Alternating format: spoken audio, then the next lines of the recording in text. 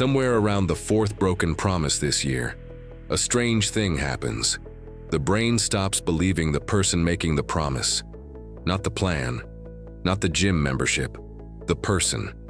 This video breaks down why setting goals almost never fails because of laziness, and why the real damage happens somewhere much quieter, in the space between saying something and actually doing it.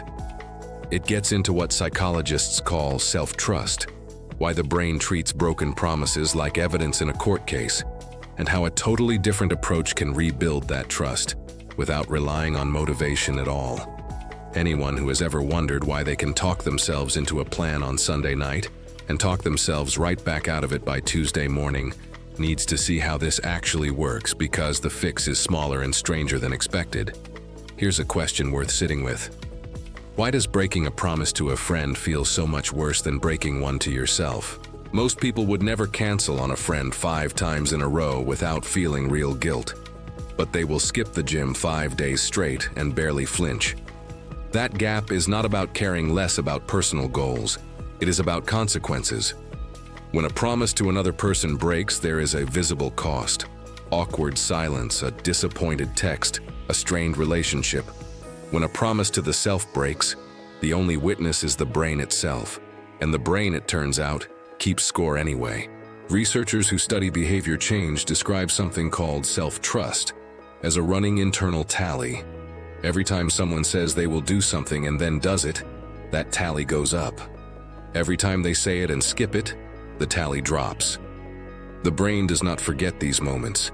It compiles them into a quiet verdict about what kind of person is running the show.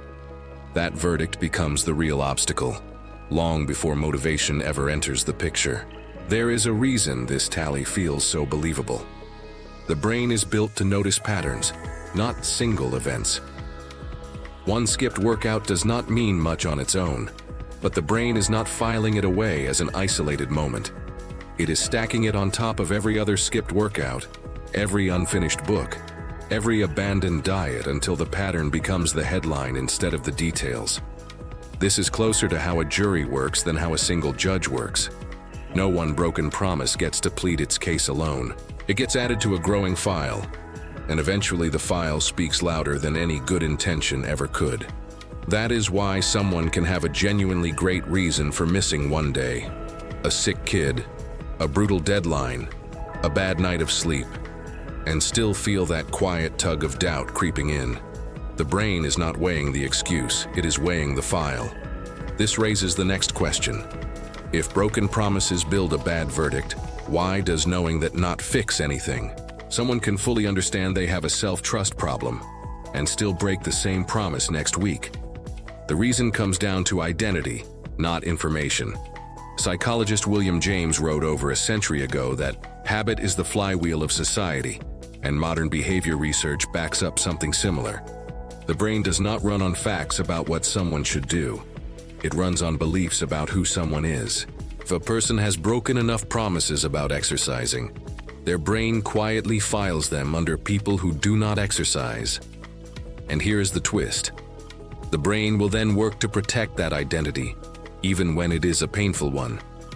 Skipping the workout is not laziness in that moment. It is the brain staying consistent with the story it already believes.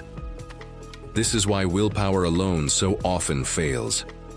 Willpower tries to force behavior that contradicts identity, and identity almost always wins the fight. The old idea that discipline is just a muscle that gets tired, often called willpower depletion, has actually been challenged hard by newer research. Some of the original studies could not be repeated by other scientists. What looked like a draining battery may have really been a belief about limits, not a biological wall. A simple example makes this easier to picture. 2 people set the exact same goal, waking up at 6 to write for 30 minutes. One of them has quietly told themselves for years that they are not a morning person. The other has never made that claim about themselves either way. On the first cold, tired morning, both of them feel the same pull to stay in bed, but only one of them has an identity standing guard, whispering that this struggle is proof of who they already are. The other just feels tired, and tired is a much easier thing to push through than a verdict. Same goal, same alarm clock. Completely different internal argument happening underneath it. So the question shifts. If identity is the real wall, how does anyone actually get past it? This is where the story becomes much more hopeful.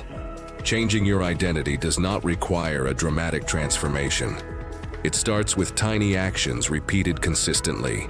Behavioral scientists call this identity-based habit change. Instead of waiting to feel like a disciplined person, you begin acting like one in the smallest ways possible. One push-up counts. Reading one page counts. Making your bed counts.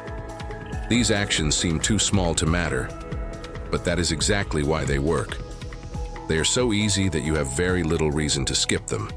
Every time you complete one, your brain collects another piece of evidence that you are someone who follows through.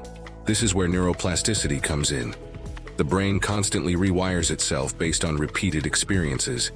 Each promise you keep strengthens the neural pathways connected to your new identity, while the old story of inconsistency slowly loses its grip. It does not happen overnight, but it compounds quietly. You are not building discipline through force, you are building it through evidence. This is also why small wins matter more than huge goals in the beginning. Big ambitions create countless chances to fail before you ever feel successful. A tiny habit, however, creates frequent victories. Those victories build trust, and trust is what allows bigger goals to become realistic later. Before you can achieve something difficult, your brain has to believe you are the kind of person who finishes what they start. Eventually, something interesting happens. The habit stops feeling like a daily battle. The brain updates its picture of who you are. Working out, writing, studying, or waking up early no longer feels like something you force yourself to do. It becomes something that naturally fits your identity. That is the secret most people miss. Discipline is not simply about having more willpower. It is about becoming the kind of person who keeps promises to themselves. Every small action becomes another vote for the person you want to be. Over time, those votes become your identity. The brain has been keeping score all along. Every promise you keep strengthens the person you believe you are, and those tiny actions compound into lasting change. Real transformation is not built in a single moment. It is built through small choices repeated every day. The goal was never to become perfect. It was to become just a little more trustworthy to yourself each day. And once that trust is built, discipline stops feeling like a struggle and starts feeling like who you are. If this changed the way you think about discipline, leave a like, subscribe for more psychology breakdowns, and share this with someone who needs the reminder that real change starts with one small promise kept today.